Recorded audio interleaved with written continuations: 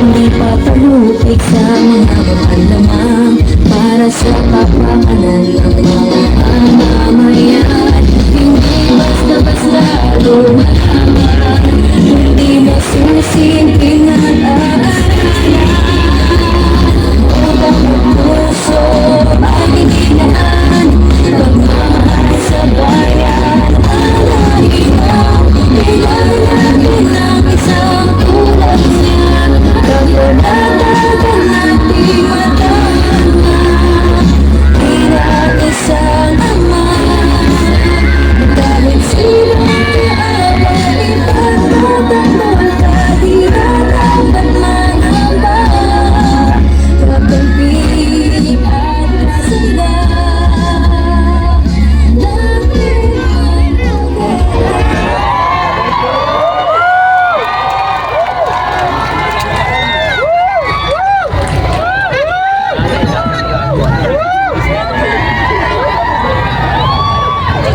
Ayos pa po ba kayong lahat?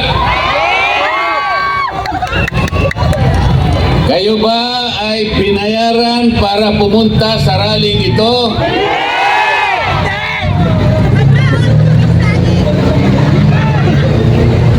Maraming salamat po sa inyong lahat. Dahil sa inyo, masasabi ko sa gabing ito na sama-sama tayo na gumawa ng isang kasaysayan.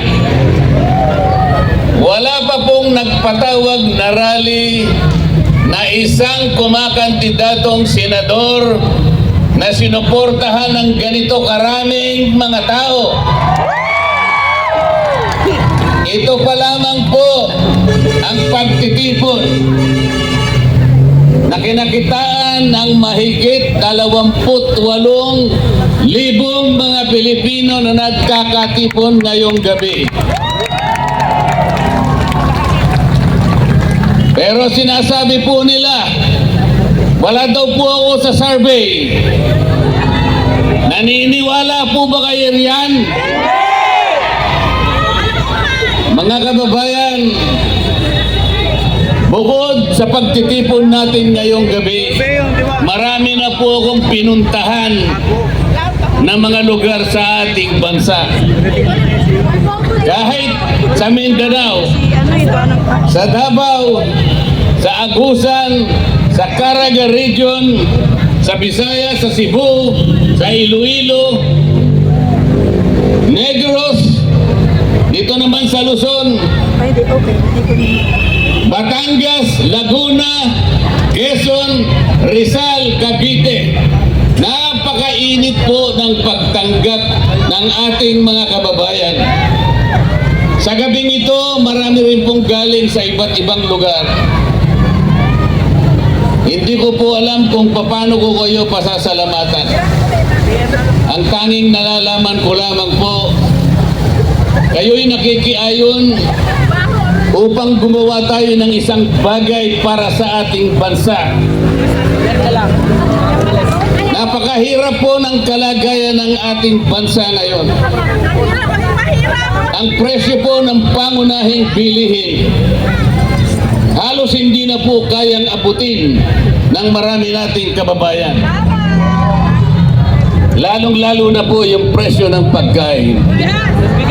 Ang buong akala ko po,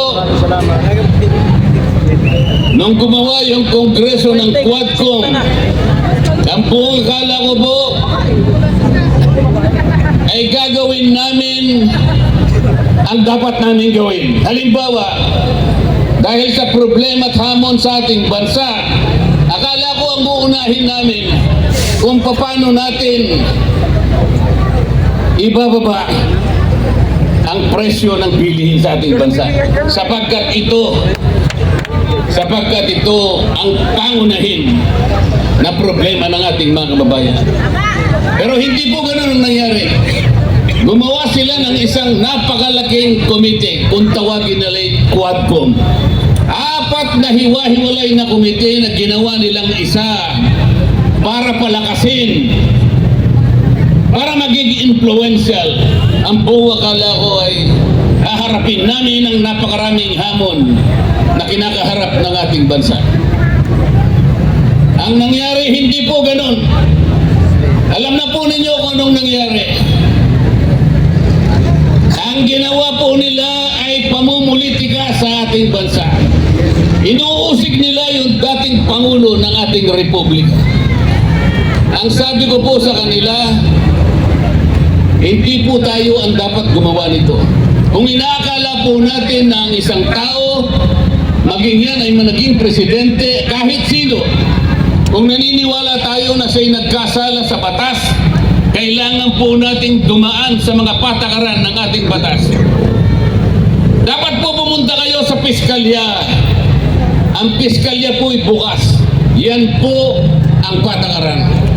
Meron po tayong mga korte.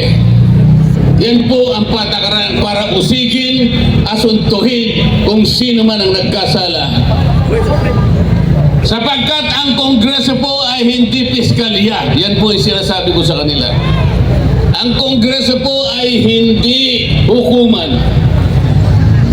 Nagpasikat po silang lahat sapagkat pamumulitika ang inuuna nila. Bumaha ang maraming panig ng Metro Manila. Bumaha ang Bicol Region.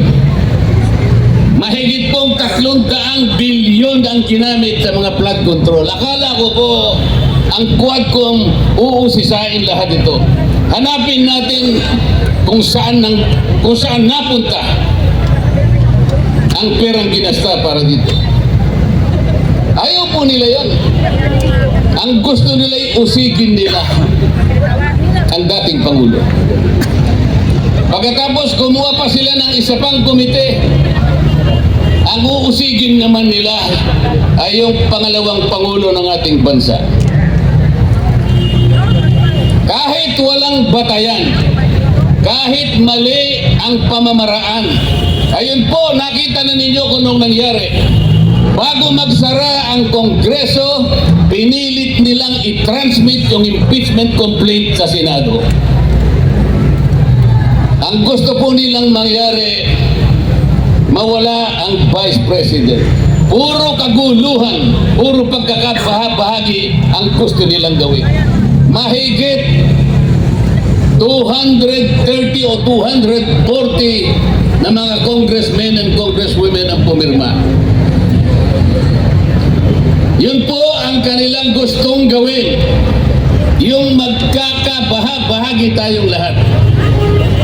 Ano po ang ginawa nila sa akin kapag sinasabi kong mali ang paraan? Hindi tama ang ginawa ninyong patakaran. Pinagtutulong-tulungan po nila ako. Ayaw naman po nilang makipagdebate ng totohanan sapagkat hindi naman nila kayang ilabas kung ano yung tama.